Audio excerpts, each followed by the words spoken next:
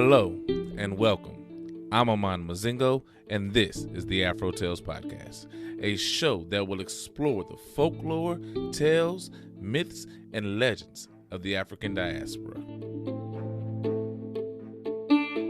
Today we head to the island of Antigua, an island in the Caribbean, for a Anansi tale from a land that we haven't touched just yet. I want you to take a minute, sit back, relax, and enjoy this tale of Anansi and the Guinea bird.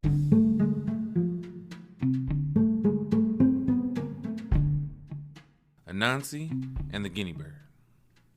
Hard times had come to the land. A terrible drought had burned the grass and the trees. The drought had dried the big riverbed that gave the village all its water. No one could remember a drought like this. Anansi, the spider, was hungry and had no food. He knew he must find a way to fill his stomach or die a terrible death. What could he do? Well, Anansi thought long and hard, but he couldn't find no answer. Then an idea came to him.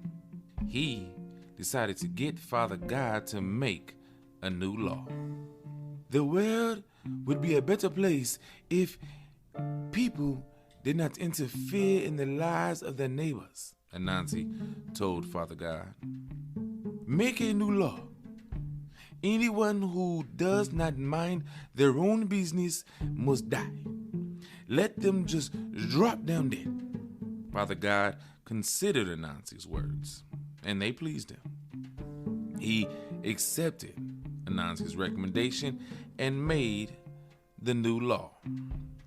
Happy with this new law, Anansi immediately started to make a garden on the rocks of the mountainside. He got out his garden tools, a hoe, a machete, and a pickaxe. And he started to chip away at the rock. He was pretending to cultivate his garden. Soon, Goat came walking past Anansi's garden. "What is you doing, Anansi?" he asked in surprise and confusion. "Trying to grow food on rocks." But the moment he asked the question, he dropped dead on the spot where he spoke. Quickly, Anansi took Goat into the house and made a good meal of him. It was the first time Anansi had eaten in a very, very long time. "Well, wherever you are, I hope you have learned a lesson, stupid goat. Think twice before interfering in other people's lives," he said while rubbing his big belly and belching noisily. The next day, Anansi returned to his garden and once again made a big show of chipping away at the rock. Soon, Pig came by, and he too was amazed to see Anansi striking at a rock with his pickaxe. "Anansi, trying to grow food from stone? Surely you know better than that." And like Goat before him, Pig dropped down dead on the spot where he spoke. As the days went by, many more animals suffered the same destiny. Buffalo, lion, vulture, elephant, parrot, and hyena. Anansi caught them all in his fatal trap. They all fell for Anansi's deadly trick and ended up in his stomach. Everyone was dying of hunger except Anansi. So while the whole land was starving, Anansi grew fat, for he had an endless supply of meat in his house, and he would have eaten all the birds and animals if the Guinea bird had not spied on Anansi and decided to turn his own trickery against him. Now, Guinea Bird was almost completely bald, with just a few feathers on the top of his head. He found a horse and saddle and made a song which he practiced for weeks in preparation for his encounter with Anansi. And so it was one morning while Anansi was chipping away at the rock in his garden, Guinea Bird came riding past on his horse while singing loudly, "All the boys who go to the barber shop comb their hair like me." Guinea Bird rode past Anansi in one direction, then turned around and rode past him again in another direction. And as he rode up and down, he kept turning his bald head and singing, "All the boys who go to the barber shop comb their hair like me." Anansi was speechless. "This is ridiculous. What kind of nonsense is this?" he cried as he watched Guinea Bird majestically riding his horse, turning his bald head from side to side and passing his hand over it proudly. Struggling to keep his self-control, Anansi went on chipping away at the rock in his garden. But Guinea Bird kept riding up and down the path by Anansi's garden, singing all the time. Anansi found it increasingly difficult to go on working, but he did his best to ignore Guinea Bird and his silly song. Finally, he stopped working and, leaning on his pickaxe, simply watched Guinea Bird for the rest of the morning, hoping he would lose his voice and leave him alone. But Guinea Bird went on singing as loudly as ever. What was Anansi going to do? He tried not to lose his patience, but that was hard. Anansi tried to stop himself from speaking, and when that didn't work, he bit his tongue. And when that didn't work, he closed his eyes, hoping and praying that Guinea Bird would go away and his song would fade into silence. But it was all in vain. Finally, Anansi looked up to the heavens and said, "Father God, I got you to make this law, but I must ask you, what does Guinea Bird have on his head to comb?" And at that moment, he spoke those words. Anansi dropped down dead. The end. Okay, so if you saw on Instagram or Facebook or whatever social media it was on, you saw that this episode was supposed to be a 2-part episode. I broke it up. I just felt like giving each story its own episode. I enjoyed each story, and I really wanted to focus on each story in this aspect of it, this part of it that I do. And Anansi and the Guinea Bird ended just the way it should have to me. But let's back up. In the beginning of the story, you have Anansi seeing that everybody is going through issues.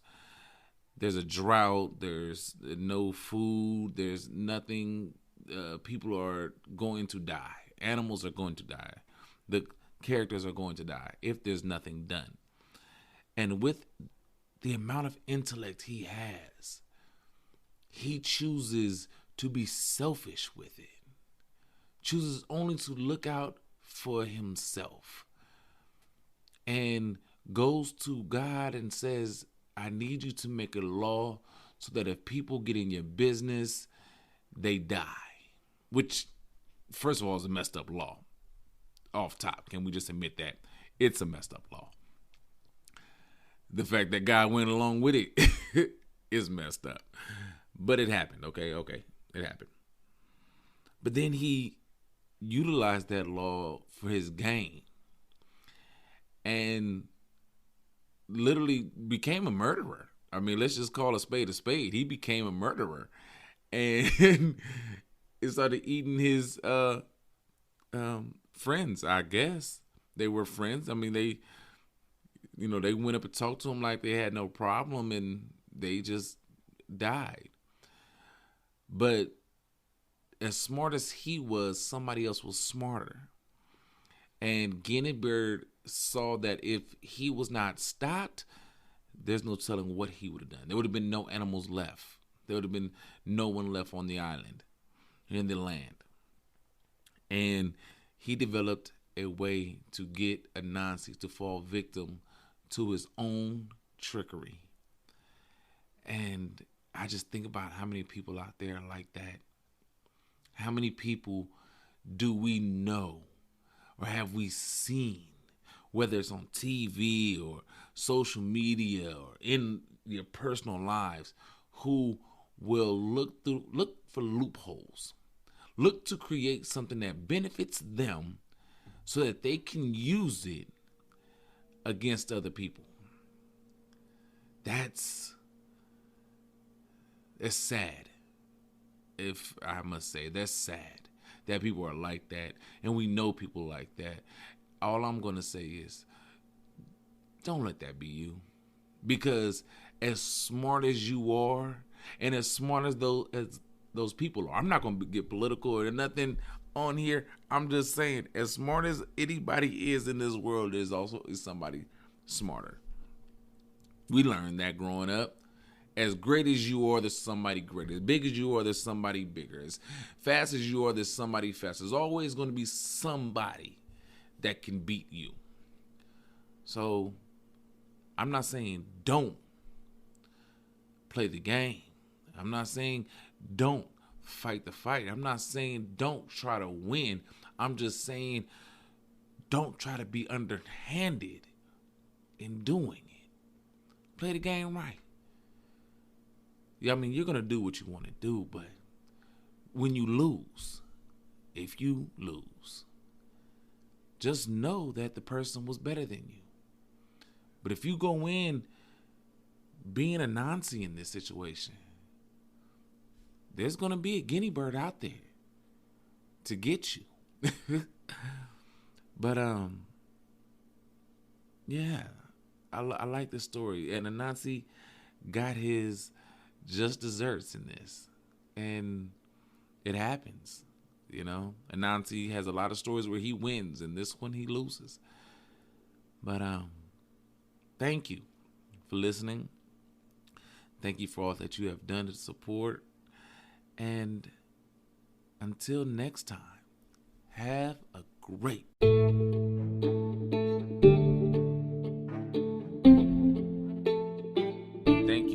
for your time. Thank you for supporting and sharing this podcast with your family and friends. You can always find Afro Tales Podcast on Anchor, Spotify, or wherever you listen to podcasts. If you want to leave me a message or a tweet, I can be found on Twitter at AfroTalesCast, on Instagram and Facebook at AfroTalesPodcast, and now on Coffee at coffee.com/AfroTalesPodcast, where you can financially support me for the price of one small cup of coffee. However you support, I thank you and I appreciate it always. So until next time, have a great day.